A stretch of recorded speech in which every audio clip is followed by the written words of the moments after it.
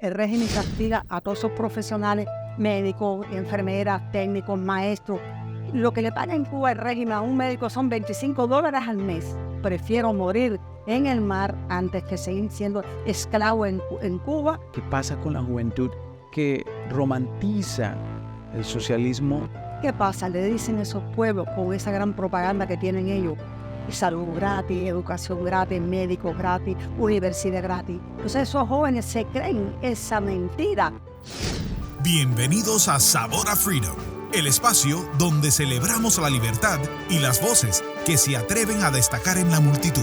Con ustedes, nuestro anfitrión, César Grajales. ¿Se imaginan tener encima la amenaza y asedio de todos un Estado? Estado que por más de 6 décadas ha mantenido una de las más férreas dictaduras del hemisferio. Nos referimos a Cuba. Dictadura que cuenta además con la simpatía de la izquierda internacional y sectores académicos y artísticos del mundo. Nuestra invitada de hoy tuvo encima esa maquinaria por el hecho de pedir por la libertad de su esposo, injustamente encarcelado, uno de los 75 periodistas independientes apresados en la primavera del 2003 por la dictadura cubana. Pero a pesar de esto, nada la detuvo para pedir la libertad usando únicamente como arma su verdad y una flor, logrando alzar su voz internacionalmente. Cofundadora de las Damas de Blanco y premio Sájarov en el 2005, un honor tener hoy en Sabor a Freedom a una luchadora de la libertad, una voz que es tan necesaria tanto en el 2003 como hoy, nuestra querida amiga Dolia Leal. Dolia, bienvenida. Encantada de estar aquí. Dolia, para los que desconocen, pues, ¿qué son las Damas de Blanco? ¿Quién fundó las Damas de Blanco? ¿Qué es así? ¿Y por qué nacen las Damas de Blanco? Pues contémonos un poco acerca de este movimiento, de este grupo. Bueno, eso fue un fatídico día, el 20 de marzo de 2003, que el dictador fascista de Cuba, Fidel Castro, apresó a 75 hombres a lo largo de todo el país.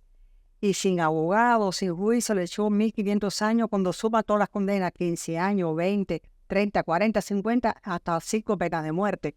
Y en ese momento, pues fue un tsunami, un ciclón que cayó sobre nosotras. Y no nos conocíamos, ¿no? Porque era a todo lo largo del país. Yo vivía en La Habana y yo me fui para Villa Marista, que es la seguridad del Estado, que es el que gobierna los regímenes comunistas. Pero hay algo aquí importante, Dolia, antes de continuar. ¿Cuál fue el delito? El delito fue pedir libertad. Esos hombres pedían pacíficamente libertad para Cuba, derecho a expresión y a todo. Una libertad que es parte del ser humano cuando nace y que se le ha expropiado y robado a los cubanos y al pueblo cubano y a otras sociedades simplemente por tratar de promover unas ideologías que francamente no han funcionado. Pero antes de continuar y habiendo aclarado exactamente qué son las Damas de Blanco, ¿quién es Dolia? ¿Dónde nació Dolia? Bueno, yo nací en Cuba y yo era una mujer normal, igual que las demás. Trabajaba, estudiaba, yo era economista, porque yo quería estudiar arte. Pero como no estaba integrada al sistema comunista, no me dejaron estudiar letras, que es lo que me gusta a mí. O sea, para estudiar arte o letras hay que ser parte de algún grupo comunista. Por supuesto. Es que no sea parte de ese sistema que está integrado a esos grupos, a la cañona, no puedes estudiar nada más que economía. O sea, la fuerza. A la fuerza, nada más que puedes estudiar economía y astronomía. Y a mí se me quema hasta el agua. Bueno, luego vamos a probar esa agua quemada, a ver qué tal sabe. Dolia, bueno, entonces estudias economía y empiezas a trabajar pues para alguna empresa privada o el gobierno. No, en Cuba no hay nada privado. Ajá. Cuba, todo pertenece al régimen. Todo, absolutamente. Hasta pintar uñas una mujer no puede ser privada. Todo eso Todo es régimen. está intervenido por el Estado. Y el tema de las Damas de Blanco surge, como lo mencionabas, porque arrestan a 75 personas que disienten de esa tiranía y de ese gobierno que le resta libertades a un pueblo. Y en ese grupo cae su esposo, ¿no? Sí, cayó mi esposo. ¿Y cuánto tiempo estuvo preso? ¿Cómo fue esa situación desde que lo arrestan? ¿Cuál fue esa sensación? ¿Qué vivió usted, Olga? Bueno, y esa sensación para mí, supongo que para todas las esposas fue lo mismo. Fue como un ciclón, un tsunami que nos arrastró, que nos tumbó al piso. Pero yo dije, yo no me puedo quedar llorando en mi casa. Yo vivía con mi esposo sola, se lo llevaron a él. Yo tengo que hacer algo. Corrí para Villa Marista. ¿Qué cosa es Villa Marista? Ahí es donde es el gobierno de un régimen, son la seguridad del Estado, no son los militares. En la seguridad del Estado es que dirige un régimen comunista. Corrimos las esposas para Villa Marista. Ahí nos fuimos conociendo las esposas que no los conocíamos. O sea, básicamente esto fue un movimiento orgánico. Sí, natural, espontáneo. Espontáneo. Sí. Y ahí nos reunimos y dijimos, ¿y de quién tú eres esposo? ¿Y quién tu esposo? Y ahí entonces decidimos, antes de verlos a ellos, no sabíamos si estaban ahí, si estaban muertos, que habían hecho fusilados, no se sabe nada. O sea, los arrestan y no le generan, digamos, un debido proceso y información a su familia. No, Nada. ni te dicen si vas a averiguar, nada, absolutamente nada. Tú no sabes si está muerto, si está fusilado, porque ese régimen acostumbra a fusilar a las personas y después que están enterrados en fosas comunes le dicen, ahí está. O sea, básicamente operan como criminales. Así mismo, peor. O sea, esto básicamente es un secuestro. Sí, así mismo. Entonces ahí 6 mujeres acordamos irnos para la iglesia Santa Rita, la iglesia católica que está en Miramar. ¿Por qué Santa Rita? Porque Santa Rita es la santa de las causas imposibles. Y nosotros en Cuba, indefensa, sola, en un régimen comunista feroz, era imposible poder salvar a nuestros esposos. Y ahí nos incorporamos a Santa Rita espontáneamente también, sin coordinarnos, nos vestimos de blanco como símbolo de pureza. Cogimos una flor, oíamos la misa y salíamos para la avenida a caminar. Dolia, lo que estás contando suena como si fuera fácil de organizar y como si fuera fácil de hacerlo en Cuba. Pero supongo que tú, Dolia, y las otras mujeres enfrentaron retos por parte del gobierno y de otras voces. Cuando se forman las damas de blanco oficialmente, ¿qué empieza a suceder? Bueno, ¿cómo se forma? Yo empecé a llamar a las esposas de los hombres que estaban en otras provincias. Entonces yo no tenía teléfono, a mí me tenían aislada, pero yo fui a la oficina de los derechos humanos de Lizardo Sánchez Santa Cruz, que tenía una oficina. Yo cogía su teléfono, le pedí el listado de los 75 prisioneros, los de La Habana y de todo el país, y empecé a llamar a las mujeres, vengan para La Habana, que estamos yendo a la iglesia Santa Rita todos los domingos vestida de blanco, y después salimos para la calle, nada más que gritamos libertad, libertad. La seguridad del Estado, que tiene todo intervenido, enseguida se presentó en mi casa y me amenazaron con echarme 20, 30 años, en fin, aquello fue horrible, horrible. Terrible, pero el gobierno, o sea, cuando ustedes empiezan a formar las damas de blanco, en este país, los Estados Unidos, cuando se arma un grupo que quiere expresar un punto de vista diferente incluso del gobierno, pues al final del día sale, protesta, incluso tiene protección de la policía o algo y ya cada uno vuelve a su casa. Pero en el caso de ustedes, No. ¿eso sucedía en Cuba o por el contrario el gobierno trataba de acallarlo? No. En Cuba surgen los famosos actos de repudio. ¿Qué cosa es un acto de repudio? El acto de repudio es donde ese régimen fascista comunista viste a las mujeres que son de la seguridad del Estado de ropa civil. Una mujer... O sea, infiltran. Ajá. Entonces... Infiltran los movimientos. Ajá. Ellos infiltran el movimiento. Y cuando cogíamos las calles todos los domingos, esas mujeres se nos iban de arriba. Esas mujeres eran turbas que llamaban al pueblo. Entonces el pueblo estaba detrás de ellas, pero ellas iban al frente. Esas turbas nos daban patadas, nos daban golpes, nos abrían la blusa, nos empujaban, nos escupían. Me decían asalariada, te vamos a matar. En fin, esos actos de repudio. Atrocidades. Violentos. A Laura le partieron un dedo, a mí en un brazo. Aquello fue muy difícil, porque te golpeaban. Pero Dolia, tengo entendido que esos golpes no terminan ahí, lastimosamente para usted. Dolia, creo que vino algo más difícil. Sí, mucho más peor todavía. ¿Y qué fue exactamente? ¿Una especie de atentado o un atentado? Fue un atentado. Fundamos la Damas el 30 de marzo de 2003 y en 2007 a mí me citaban constantemente. Yo llegaba a mi casa, tenía 5, 6, 7 citas por debajo de la puerta. Ministerio del Interior, Seguridad del Estado, Consejo de Estado. Y yo fui a... Pero esas citaciones eran ¿para qué? Para mí, Pero para saber... para amenazarme. Yo iba a esa cita porque tengo que ir. Claro. No me llevan preso y mi marido estaba preso ya. Yo voy a Villa Marista, de las 7 citas, cogí la de Villa Marista, la primera, y me dijeron, era un teniente coronel y un buró por el medio. Y me dijo, Dolia, tú sabes que tienes que cuidarte mucho porque tú vas a sufrir un accidente. Yo me quedé horrorizada. ¿Cómo que un accidente si yo no tengo auto? En Cuba no existen los carros, todo es del gobierno. Sí. Dice, pues cuídate mucho porque tú lo vas a tener, digo yo. ¿Y por qué me quieren matar? Dice, porque tú eres muy bocona y le haces mucho daño a la revolución. Tú denuncias muy fuerte. Y yo le dije, porque yo digo, ustedes son fascistas, asesinos, peores que Hitler. Y el hombre se paró para darme, cogió su mano y me iba a tocar. Y yo le dije, no me toques porque yo te voy a denunciar. Y esto es el Estado. El Estado, Increíble. seguridad del Estado, que son los que mandan en Cuba. Y bueno, esto es una amenaza, pero de la amenaza a la acción, ¿qué pasó? ¿Sucedió? Claro que sucedió. A ver, cuéntanos un Porque poco de yo eso. le dije a ese militar, no, seguridad del Estado, no son militares, vestidos de civil, muy elegante, vestido de civil.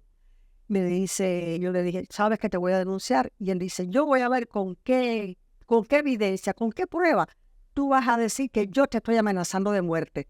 Yo salí de allí esperando la muerte todos los días. Y como a los 15 o 16 días me tocaba ir a ver a mi esposo. Yo el accidente no lo vi. Yo perdí el conocimiento y quedé muerto. Pero ¿qué sucedió con el accidente? ¿Cómo fue el accidente? Bueno, me tiraron un carro, en el carro en que yo llevaba la bolsa con alimentos y para ir a ver a mi esposo cada 3 meses. Y otro carro vino y le Por estrelló. supuesto, yo no vi nada. Como fue la muerte de Payá también. Él Ujú. no vio nada, un carro por atrás lo mató. Yo cuando abro los ojos, yo estoy en un hospital. Me recogió un buen cubano de la calle en tinta en sangre, Ujú. con ropa blanca, porque la ropa la mandan de aquí de Miami, porque Cuba no tiene comida, no tiene ropa blanca. Y cuando yo abro los ojos en el hospital, yo veo que de todo mi rostro sale sangre, sangre, sangre. Y en la camilla acostado veo que toda mi ropa es sangre, sangre, que mis tenis son sangre. Y yo dije, Dios mío, yo no tengo rostro. Y o sea, yo estaba despertando, ¿no? Del shock. Y oigo una voz al lado, era un médico que me dice, señora, usted no puede hablar, pero porque tiene la lengua estaba partida y unida aquí. Pero dígame con la cabeza, ¿usted es una dama de blanco? Y le dije que sí. Dice, afuera está la seguridad del Estado preguntando si usted está muerta. Yo me horroricé. Wow. Yo me horroricé porque ellos se matan. Pero fíjense lo importante, no están preguntando si está viva, Sí, están preguntando si está muerta. Terrible. Lo que buscaban era silenciarla. ¿Qué sucede después de ese episodio? Primero que todo, ¿qué secuelas? ¿Qué sucedió? ¿Cómo quedó después de ese accidente? bueno, yo quedé muy mal, muy grave. Yo tengo fracturas en la espalda, tengo problemas en la vista, me partieron la lengua, el diente, las muelas, tengo nódulos en el seno. Quedé muy mal físicamente, psicológicamente. Y la seguridad de Estado se metía en el hospital. Yo un día le pregunté a un doctor que por qué me estaba quedando ciega, yo no veía, mis ojos eran pus. Y digo, dígame el diagnóstico. Y dice, Doria, yo no puedo hablar ni decirle nada a usted. O sea, no podían decirme ni qué estaba pasando con mi vida. Dolia, y todos estos vejámenes del gobierno terrorista de Cuba y todos estos dolores que vivió le hicieron perder su vocación y su fe, su deseo y su entusiasmo por la libertad. No, ¿qué va? Pasaron los meses, me fui recuperando, no del todo, pero bueno, porque estoy partida, pero yo me volví al cabo de los meses otra vez a las damas de blanco y seguí en las calles de Cuba y me siguieron dando golpes en los actos de repudio. A nivel mundial se vende la idea de que Cuba, el sistema educativo, el sistema de la salud, es lo mejor del mundo. ¿Es esto una realidad, una falacia? Eso le quiero hablar. A ver, cuéntanos, Dolia. Para mí Porque una cosa es lo que dicen las personas alrededor del mundo que no son cubanos, no han vivido el sistema cubano y quieren implementar esas ideas políticas en sus países de origen o incluso, tristemente, en el país de la libertad, los Estados Unidos. Pero usted que vivió esto, usted que es víctima de un Estado opresor, ¿es verdad que ese sistema de educación, es verdad que ese sistema de salud es algo positivo? Bueno, yo quiero decirle en mi experiencia de todo el daño que me hicieron en Cuba.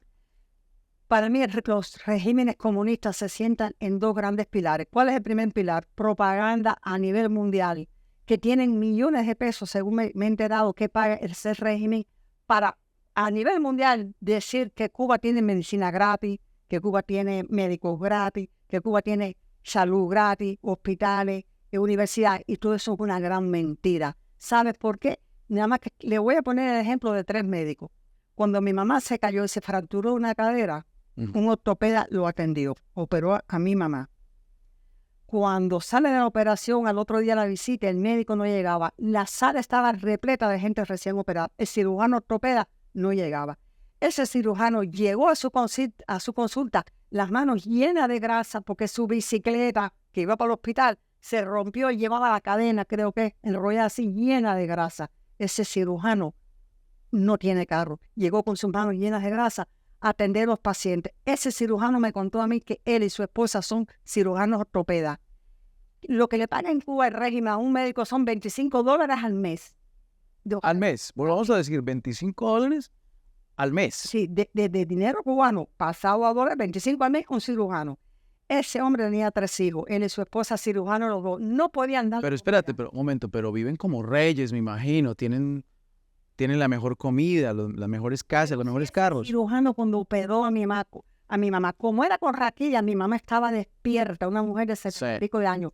Y la gente le decía, o sea, los asistentes, esa gente que asiste en una operación, no, le decían, doctor, déjeme salir afuera, porque nosotros íbamos con pan, con café, y le decían, doctor, que tengo hambre, déjeme salir. Y mi mamá oyendo todo.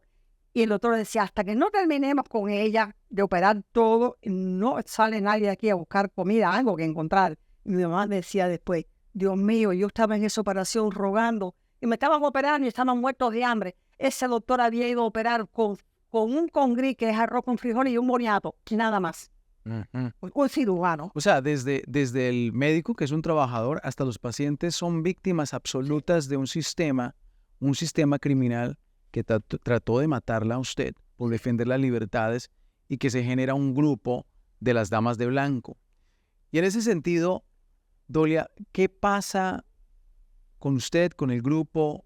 Porque no termina allí. Ustedes al final terminan ganando premios y inspiran. Yo quiero decir algo más, porque esto para mí es tan doloroso.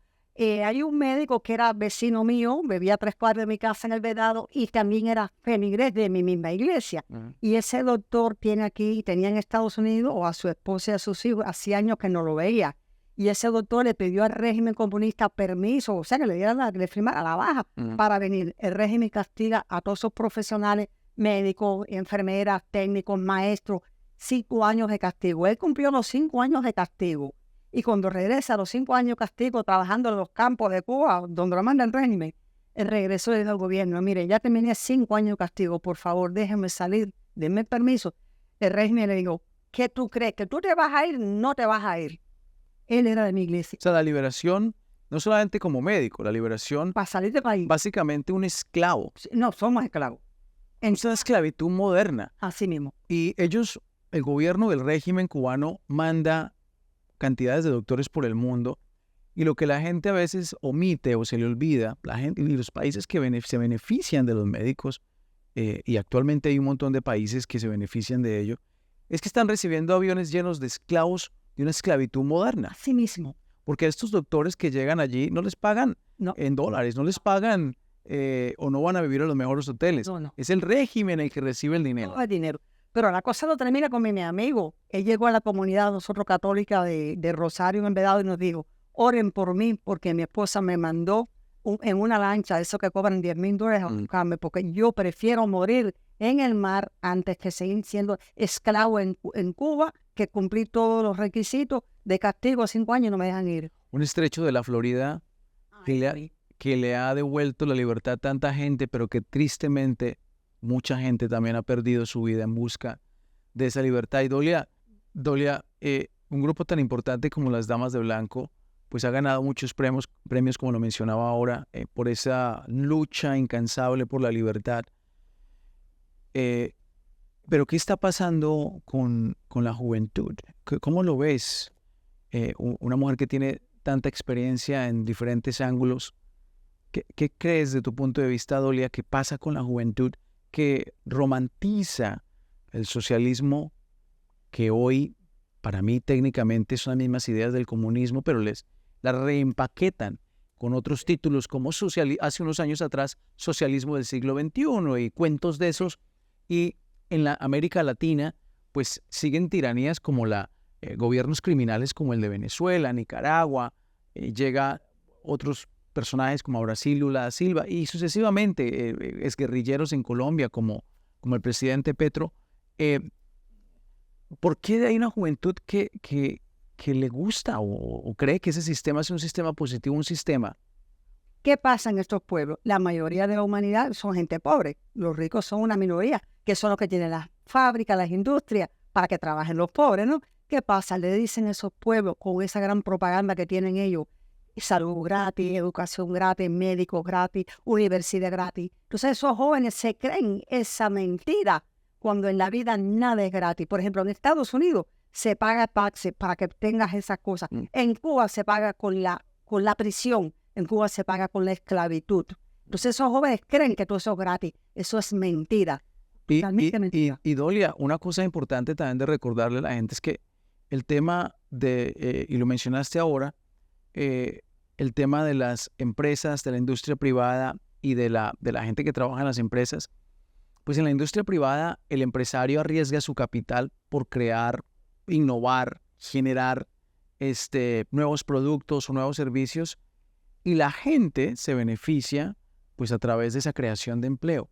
Un empleo que al final del día, dependiendo de pues qué tan bueno es la persona haciendo su trabajo o incluso el empresario qué tan bueno es el producto, pues será exitoso o no. En el caso del Estado, no importa cuánto trabaje para el Estado, en un gobierno comunista o en un gobierno de extrema izquierda como lo que pasa en Cuba, no importa cuántas horas o semanas trabaje Dolia, por ejemplo, siempre va a ganar lo mismo. Yo veo eso. Y con una moneda que no puedes comprar nada. En Cuba hay ingenieros que han dejado de trabajar, ingenieros médicos que han dejado de trabajar, no se pueden ir, pero se pone, por ejemplo, yo conocí a un médico cirujano ortopeda que dejó de trabajar y se pone a hacer prendas en su casa. Su hermana ortopeda, cirujana, dejó de trabajar y hace cositas en la casa. Porque le conviene más vender otras cosas que ser doctor. Porque estos doctores decían, yo no puedo seguir matando gente. ¿Cómo matando gente? No hay anestesia, no hay medicina, los pacientes se mueren. Claro. Es horrible el dolor de esos médicos. O sea, el sistema de salud en Cuba al final del día es una completa falacia, es una mentira. Lo que dicen que es una de las mejores medicinas del mundo, en realidad es un sistema que ha esclavizado a un montón de gente que han exportado por el mundo y que siguen hoy en día siendo esclavitud moderna. Dolia, algo que a mí me impacta muchísimo es la gente que sale de territorios o de regímenes opresores como el de Cuba y llegan a países como los Estados Unidos. Me gustaría brevemente, ¿cómo fue esa primera experiencia cuando llegó usted a Estados Unidos y a dónde llegó? Bueno, cuando nosotros nos expulsan de Cuba, ¿no? A mí me llevaron para New Jersey. Cuéntanos esa experiencia. ¿Llegas a New Jersey? Cuando llego a New Jersey, que me recibe el aeropuerto, la prensa y todo el mundo, me llevaron a un restaurante donde había más de 200, 300 personas cubanas en New Jersey esperando a la dama de blanco y la prensa ahí. Entonces me dicen, Dolia, ¿qué usted quiere comer? Yo le dije, bueno, yo hace 51 años que no como carne de rey, yo quiero un bistecito. Y cuando me traiga aquel plato era un bistec grande, digo, ay Dios mío, 51 años sin comer carne. ¿Cómo vio ese bistec? Imagínese la vida. ¿Grande? Grande, porque en Cuba no existe eso. Algo tan que se vuelve tan típico y tan tradicional en un país de la libertad como Estados Unidos, y la gente pierde la perspectiva y sin embargo decide muchas veces votar por políticos en este país y líderes políticos que ofrecen fórmulas similares a las que le han robado la libertad a Cuba. Y con esto, Dolia, pues quiero agradecerle por estar con nosotros hoy aquí en este episodio de Sabor a Freedom. Y ustedes, amigos, recuerde que Sabor a Freedom es un podcast traído por la Iniciativa Libre. Quédese atento al próximo episodio que traeremos, así como Dolia, historias de libertad fascinantes que inspiran. Concluimos Sabor a Freedom. Sintonice cada semana a través de las redes sociales de la Iniciativa Libre. YouTube, Libre Initiative. Facebook, The Libre Initiative. Twitter X, @LibreInitiative. Instagram, @WeAreLibre. O visítenos en lainiciativalibre.org.